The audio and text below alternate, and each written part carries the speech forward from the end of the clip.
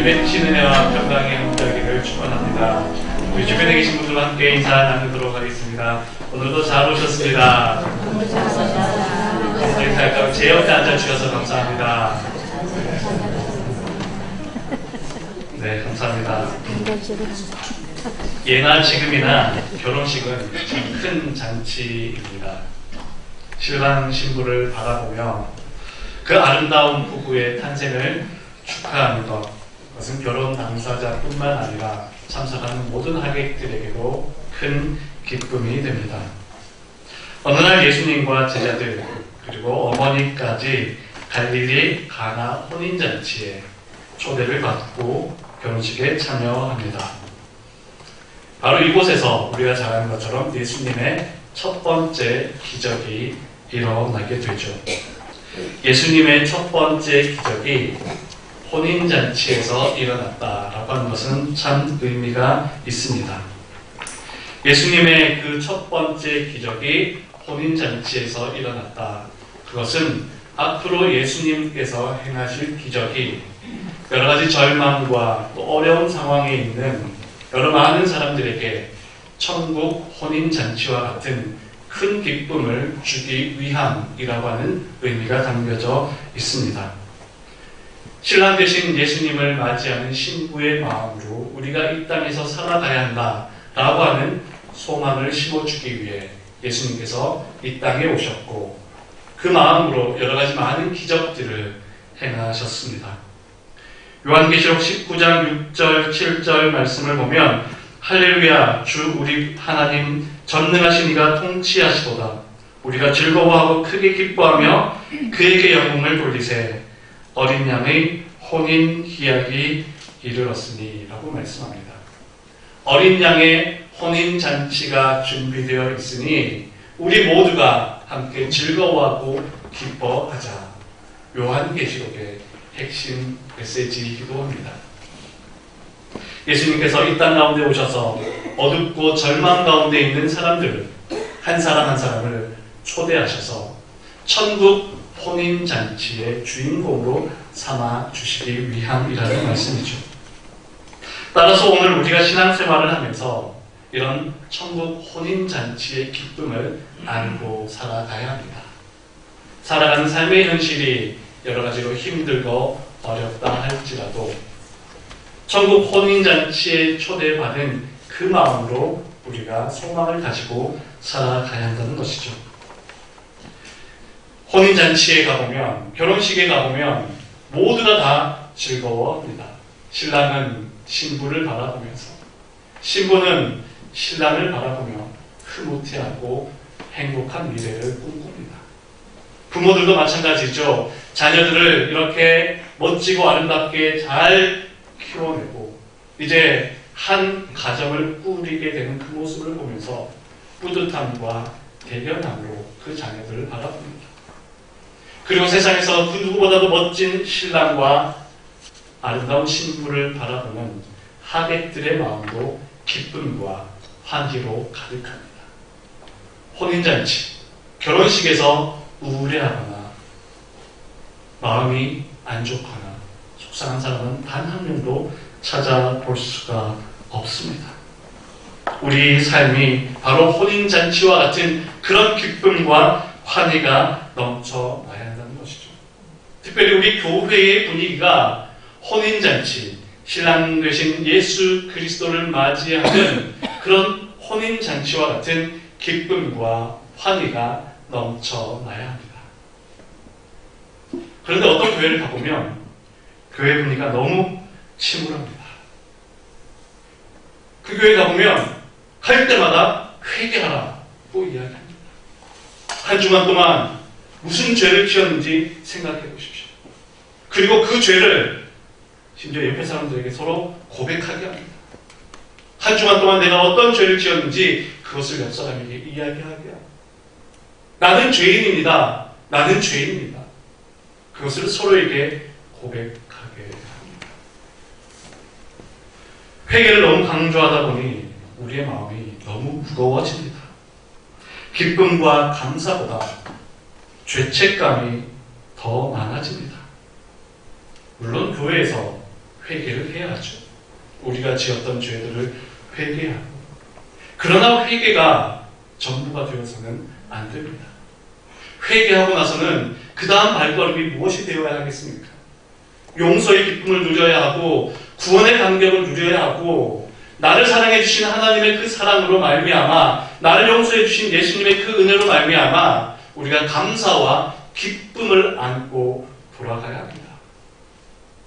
그런데 교회 올 때도 무거운 마음으로 왔는데 우리의 죄를 다 고백하고 또 그 죄와 그 무거운 마음들을 주섬주섬 챙겨가지고 이거는 제 겁니다. 제가 다시 가져갑니다.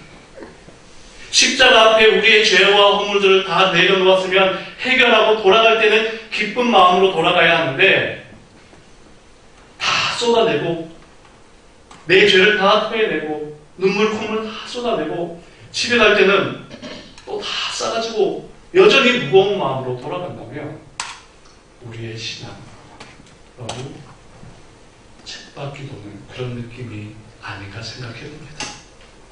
올 때는 무거운 마음으로 혹 왔다 할지라도 천국 잔치의 그 기쁨을 누리고 예수님을 만나는 그 기쁨과 감사와 감격을 안고 우리가 즐거운 마음으로 돌아가야 합니다. 하나님께서 주신 그 사랑과 은혜와 기쁨을 안고 우리의 삶의 자리에서 그 사랑을 누리며 나누는 삶이 되는 것, 그것이 바로 예수님께서 우리에게 원하시는 이 땅에서 혼인잔치를 기다리고 준비하는 우리의 믿음의 자세입니다. 그래서 여러분 오늘 예배 마치고 돌아가실 때는 더 큰 감사와 기쁨과 감격으로 돌아가시는 여러분들의 삶이 되시기를, 여러분들의 예배가 되기를, 여러분들의 믿음이 되기를 간절히 축원합니다. 예수님과 어머니 그리고 제자들이 초대받아간 혼인잔치, 그런데 예기치 못한 문제가 발생합니다. 그만 포도주가 떨어진 것이죠. 당시 포도주는 유대 사회에서의 일상의 음료였고 특별히 잔치에서는 없어서는 안 될 필수품이었습니다. 그래서 당시 랍비들은 포도주가 없으면 기쁨이 없다라고 말하기까지 했습니다. 따라서 잔치에서 포도주가 떨어졌다는 것은 기쁨이 사라진 것이었고 큰 문제에 직면한 그런 상황을 맞이한 것입니다. 이렇게 포도주가 사라지는 상황, 잔치에서 포도주가 부족한 그런 상황이 때론 우리의 삶의 모습에서도 맞닥뜨려지기도 합니다. 우리가 준비한 포도주가 다 떨어지고 예상치 못했던 문제가 발생하는 것, 불안을 넘어 불행으로 이어지기까지 합니다. 우리는 많은 포도주를 가지고 있으면 내 삶이 안정되고 내가 많은 소유를 가지고 있으면 내 삶이 행복할 것이다 생각합니다. 그래서 사람들은 저마다 각자의 포도주를 준비하고 넉넉하게 채워놓기 위해 그렇게 애쓰고 노력하고 있죠. 그러나 그런 소유가 결코 우리의 삶을 영원한 안정감으로, 영원한 행복으로 이끌 수는 없습니다. 살아가다 보면 그 소유가 결핍이 되기도 하고 그 소유로 인해서 오히려 더 많은 문제를 발생시키기도 합니다. 얼마 전 저희 집에 김치 냉장고를 새로 하나 구입했습니다. 예전에 있던 것이 크기도 너무 작고 오래되게 작고 이제 고장 나는 상황이 되다 보니 큰 마음 먹고 새로운 김치 냉장고를 구입을 했습니다. 구입을 해놓고 이제 자리 배치까지 다 해놓고 언제 도착한다고 하니 그 며칠 동안 마음에 왠지 모를 설레임이 있었습니다. 요즘 가전제품들은 워낙 또 인테리어까지 이렇게 잘 신경 쓰기 때문에 얼마나 멋있는지 김치 냉장고가 새로 집에 들어오니 집안 분위기가 달라진 느낌입니다. 하루에도 몇 번씩 김치 냉장고를 열어보고 흐뭇해합니다. 그런데 며칠 지나고 나서 생각지도 못했던 어색한 분위기가 감지됩니다. 김치 냉장고를 일반 냉장고 옆에 두었는데 일반 냉장고는 결혼할 때 산 17년, 18년이 다 된 그 냉장고였어요. 김치 냉장고만 바라볼 때는 너무 좋았는데 그 오래된 냉장고 옆에 두니 김치 냉장고 때문에 좋았던 마음은 사라지고 집안 분위기를 무엇이 다 망치고 있습니까? 저 오래된 냉장고 때문에 집안 분위기가 칙칙하게 보여지더라는 것입니다. 그 전까지는 단 한 번도 그 일반 냉장고가 문제다. 그 냉장고가 집안 분위기를 칙칙하게 만든다. 오래됐고 낡았다는 생각을 단 한 번도 한 적이 없었는데 새로운 냉장고가 들어와 보니 그 옆에 있던 냉장고가 집안 분위기를 다 망치고 있는 것처럼 보여지더라는 것이죠. 그래서 저것도 바꿔야 되겠다. 이런 마음이 들기 시작합니다. 그런데 그걸 바꾸면 또 어떻게 될까요? 그 옆에 있던 오래된 식탁은 또 어떻게 될 것이고, 식탁을 바꾸고 나면 거실에 있던 소파는 어떻게 될 것이고, 거실 바꾸고 나면 방에 있던 침대며 화장대는 또 어떻게 될 것이고, 소유가 주는 기쁨이 큰 것 같지만 그로 인해서 우리 마음 가운데 여러 가지 생각지도 못했던 또 다른 불편함이 생기게 되더라는 것이죠. 소유가 주는 기쁨과 만족은 우리 평생에, 우리 일상에 그렇게 크지 못하다라고 하는 것을 느끼게 되었습니다. 본문에 나타나고 있는 결혼식, 그 혼주와 또 연회장은 나름대로 준비하고 계획을 했을 것입니다. 당시 유대 사회에서의 결혼식은 몇 날 며칠씩 진행되었기 때문에 넉넉하게 포도주를 준비했을 것입니다.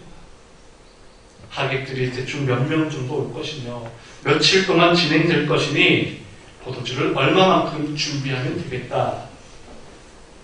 나름대로 계산하고 예측했음에도 불구하고 포도주가 떨어졌습니다. 우리도 살아가면서 나름대로 준비를 합니다.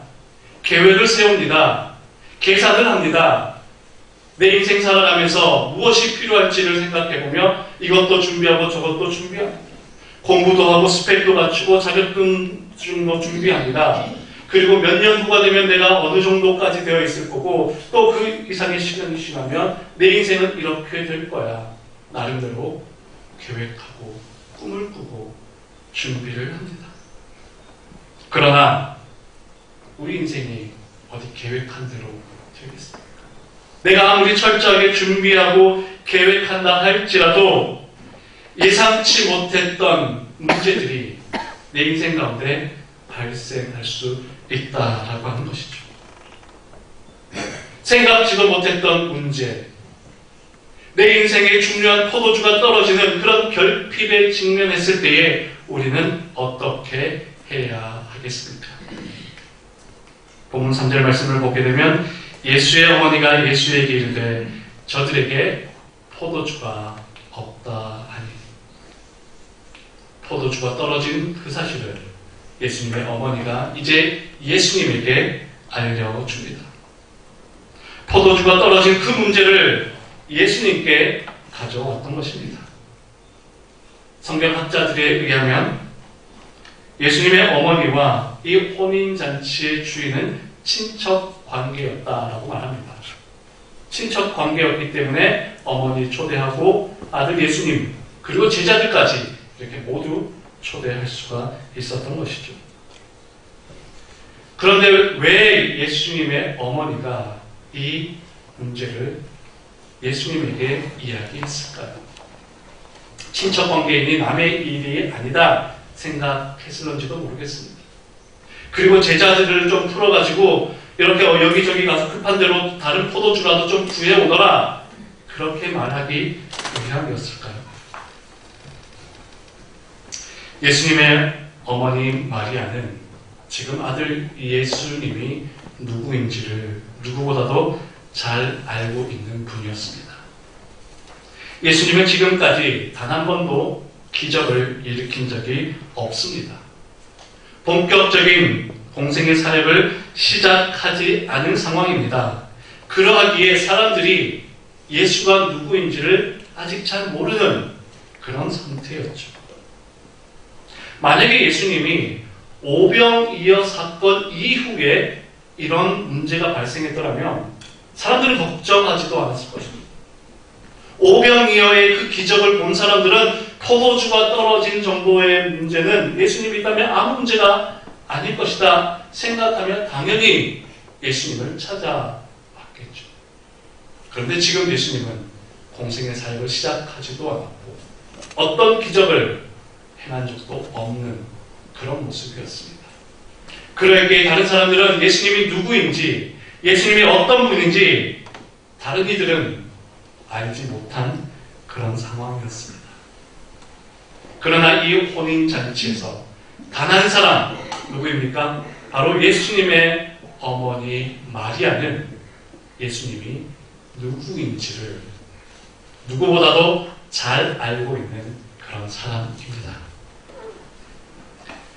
마리아가 예수님을 잉태했을 때 가브리엘 천사가 찾아옵니다. 그리고 이야기하죠. 내가 잉태하여 아들을 낳으리니 그 이름을 예수라 하라. 그는 지극히 큰 자가 되어 높으신 이의 아들이 될 것이다. 하나님의 말씀은 능히 하지 못할 일이 없도다. 가브리엘 천사가 예수님에 대한 잉태 소식을 마리아에게 전해 마리아를 통해서 하나님의 아들 예수 그리스도가 이 땅에 올 것을 전해 주었습니다. 그 사건이 마리아에게는 너무나 놀라운 충격적인 사건이 되었지만 마리아는 믿음으로 그 모든 것들을 잘 받아들이고 순종합니다. 그런데 살아가다 보면 우리도 그렇지 않습니까? 한때 큰 은혜를 받고 또 큰 감격과 감동을 받았다 해도 살아가다 보면 그 감동과 그 은혜들을 잊어버릴 때가 있습니다. 하나님께서 주신 놀라운 은혜와 기쁨과 감사도 시간이 지나면 또 잊혀질 수 있습니다. 아마 마리아도 그러했던 것 같습니다. 어느 날 요셉과 마리아 온 가족들이 함께 유월절을 지키기 위해 예루살렘 성전으로 올라갑니다. 유월절 제사를 다 드리고 이제 집으로 돌아오는데 하루를 지나고 나서 보니 아들 예수가 안 보이는 것입니다. 하루가 지난 상태에서 아들 예수가 안 보인다는 것을 알고서 깜짝 놀랐습니다. 당시에는 유월절이 되면 워낙 많은 사람들이 예루살렘 성전으로 모이기 때문에 아마 많은 인파 속에서 아들 예수를 잃어버렸다 생각했던 것 같습니다. 그래서 사람들에게 물어봅니다. 혹시 아들 예수, 제 아들 예수님을 못 봤습니까? 제 아들 예수를 혹시 본 사람 없습니까? 그런데 아무도 못 봤다는 거예요. 그래서 어떻게 합니까? 다시 예루살렘 성전으로 올라갑니다. 다시 예루살렘 성전으로 올라갔더니 아들 예수가 유대 랍비들과 함께 앉아서 성경을 묻기도 하고 대답하기도 하고 함께 토론하면서 그곳에서 있었던 것이죠. 그러면서 어머니 마리아가 이야기합니다. 아이야 어찌하여 우리에게 이렇게 하였느냐. 보라 내 아버지와 내가 근심하여 너를 찾아노라. 성경에는 아주 점잖하게 기록되어 있죠. 그런데 그 뉘앙스를 살펴보면 결코 점잖은 뉘앙스가 될 수 없습니다. 우리도 아이를 몇 시간 잃어버렸다가 다시 찾게 되면 얼마나 감사하고 다행이다 싶습니까? 그런데 잃어버렸던 아이를 찾으면 막 어떻게 합니까? 막 아이를 다그치고 혼내면서 이놈의 자식, 이놈의 자식, 너 어디 갔었어? 엄마 따라다니라고 했는데 어디 갔었어? 아이를 몇 시간 잃어버렸다가 찾으면은 잘 보듬어 주면서 다행이다, 감사해야 되는데 놀라운 가슴에 그냥 아이를 다그치면서 혼내기도 합니다. 근데 마리아도 그랬던 것 같습니다.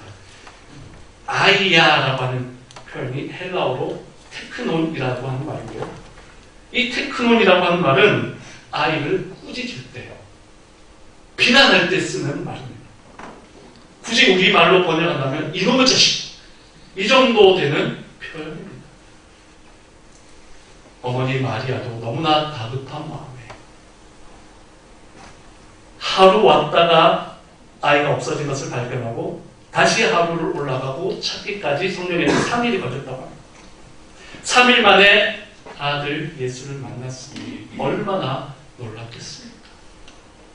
아야, 왜 너가 우리를 근심시키느냐? 그렇게 꾸짖었을 때에 아들 예수가 무엇이라 대답합니까? 내가 내 아버지 집에 있어야 될 것을 모르셨나이까? 내가 내 아버지 집에 있어야 할 줄 모르셨나이까? 여기서 말하는 내 아버지 집은 누구입니까?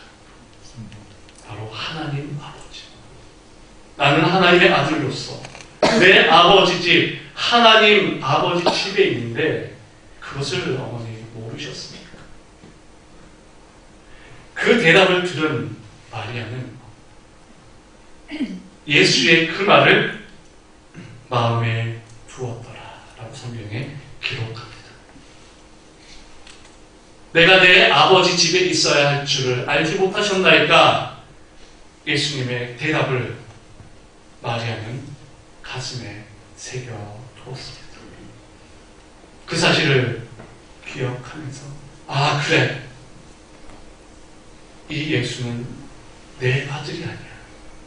하나님이 나를 통해 이 땅에 보내주신 하나님의 아들이지, 장차 하나님의 아들 예수 그리스도를 통해서 메시아의 이 땅에 오신 인류를 구원하기 위한 하나님의 그 뜻이 언젠가는 시작될 거예요. 마리아의 고백 속에 예수의 그 말을 마음에 새겨주니라. 이 고백 속에는 장차 행하게 될 예수 그리스도의 메시아 사상, 예수님께서 행할 놀라운 하나님 나라의 그 시작의 때를 기다리고 갈망한다 라고 하는 마음이 담겨져 있습니다.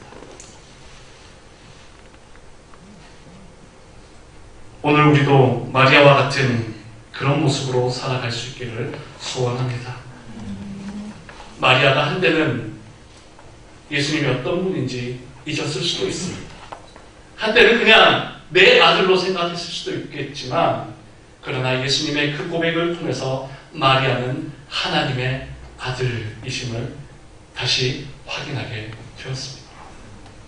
예수님이 하나님의 아들로서 이 땅에서 세상 가운데 어려움을 겪고 여러 가지 많은 문제와 고통 가운데 빠진 이들을 찾아가서 그들에게 구원의 손길을 베풀 하나님의 아들 예수 그리스도임을 마리아는 알고 있었습니다. 또 마리아는 이런 포도주가 떨어진 인생의 문제, 포도주가의 결핍이라고 하는 큰 문제 속에서 예수님께서 능히 이 모든 일을 하실 수 있다라고 하는 그 믿음이 있었습니다. 마리아의 믿음은 하나님의 아들 예수 그리스도에 대한 확신과 포도주의 이 결핍이라고 하는 상황 속에서도 이 문제가 예수님에게는 아무 문제가 되지 않는다라고 하는 그 믿음으로 이 문제를 예수님께 이야기했던 것이죠. 따라서 오늘 우리도 살아가면서 우리 인생의 문제를 만났을 때에, 우리 인생의 포도주가 떨어지는 듯한 이런 결핍의 상황에 놓여졌을 때에, 내가 내 힘으로 해결할 수 없는 인생의 문제를 만났을 때에 마리아처럼 우리 인생의 문제를 예수님께 가져오는 그 믿음이 필요하다는 것이죠. 우리 모두가 그런 믿음으로 살아갈 수 있게 되기를 소원합니다. 우리 옆 사람들과 함께 고백할까요? 예수님께로 가져갑시다. 예수님께로 가져갑시다. 우리 인생의 문제를 예수님께 가져간다면 예수님께서 능히 하지 못할 일이 없으시기에 여러분의 결핍과 여러분 인생의 문제들을 예수님의 능력으로 해결해 주실 것입니다. 그리고 또 한 가지 우리가 기억해야 될 것은 바로 지금이 예수님의 때임을 기억하는 것입니다. 우리가 다음 주에 이어서 내용들을 살펴보겠지만 예수님은 아직 내 때가 이르지 않았습니다 라고 그렇게 말을 하지만 마리아는 언제든지 예수님의 때가 올 것을 준비하고 있었습니다. 지금이 바로 그때다라고 하는 그 확신이 있었던 것이죠. 포도주가 떨어진 이 상황이 이제는 아들 예수 그리스도의 때가 되었고 하나님께서 역사하실 그 때가 되었음을 마리아는 깨닫고 있었습니다. 아니, 그 때를 준비하며 기다리고 있었던 것이죠. 오늘 우리도 살아가면서 지금이 바로 예수님의 때라는 것을 기억해야 합니다. 지금이 바로 예수님께서 역사하실 그 때임을 우리는 믿음으로 준비하고 기다려야 한다는 것입니다. 오히려 포도주의 결핍, 포도주가 떨어졌다라고 하는 그 문제로 인해서 이제 예수님의 때가 된 것을 알았듯이 오늘 우리 인생에도 여러 가지 문제가 생기게 되며 포도주의 결핍이라고 하는 그런 상황이 되면 내가 내 생각했던 대로 되지 않을 때에 내가 준비하고 내가 계획했던 대로 되지 않고 오히려 일이 얼그러지고 일이 꼬여지고 일이 더 복잡해지고 내가 생각했던 대로 되지 않을 그때가 된다면 지금 주님의 때가 되었구나. 내 힘으로 내 방식으로 되는 것이 아니라 이제 하나님의 때가 되었구나. 이 문제 속에 이 복잡한 상황 속에 내 계획대로 되지 않는 이때가 이제 예수님의 때임을 믿는 그 믿음으로 살아가야 한다는 것입니다. 혼인잔치라고 하는 풍성함 속에 포도주의 부족이라는 결핍이 있었습니다. 그러나 그 결핍은 결국 예수님을 메시아로서 인식하는 때가 되었습니다. 포도주가 떨어진 그 문제가 예수님이 하나님 나라를 위한 새로운 사역의 시작의 때가 되었던 것입니다. 오늘 우리 인생에도 겉으로 볼 때는 화려해 보이고 겉으로 볼 때는 아무 문제가 없어 보여요. 겉으로 볼 때는 풍성해 보일지라도 그러나 그 속에는 어떤 문제와 어려움들, 어떤 결핍이 얼마든지 있을 수 있습니다. 그런 문제와 결핍을 예수님께 맡기십시오. 우리 인생을 예수님께 맡긴다면 이제 예수님 새로운 사역의 시작, 예수님이 하나님 나라를 향한 새로운 첫 발걸음이 이 포도주의 결핍에서 시작되었듯이 우리 인생의 결핍을 채우시는 하나님의 새로운 은혜, 새로운 기적의 시작이 오늘 지금 일어날 것입니다. 인생의 결핍, 인생의 문제 예수님께로 가져가시는 여러분들의 복된 삶이 되시길 간절히 축원합니다. 기도하겠습니다. 살아계신 하나님, 오늘 거룩한 주일 주님 앞에 나와 예배 드릴 수 있도록 인도하시니 감사합니다. 우리 인생 가운데도 잔치에 포도주가 떨어지는 듯한 그런 문제가 발생할 수 있고 내가 계획하고 준비한 그 상황 속에서도 내 계획대로 되지 않을 때가 있습니다. 우리 인생의 기쁨이 사라질 때, 우리 인생의 문제가 발생했을 때에 그 문제를 예수님께로 가져갈 수 있는 믿음을 허락하여 주옵소서. 그럴 때 우리 인생의 결핍을 채우시고 우리의 문제와 어려움을 극복해 주시고 해결해 주시는 예수님의 그 은혜를 누리며 살아갈 수 있도록 인도하여 주시옵소서. 예수님 거룩하신 이름으로 기도하옵나이다. 아멘.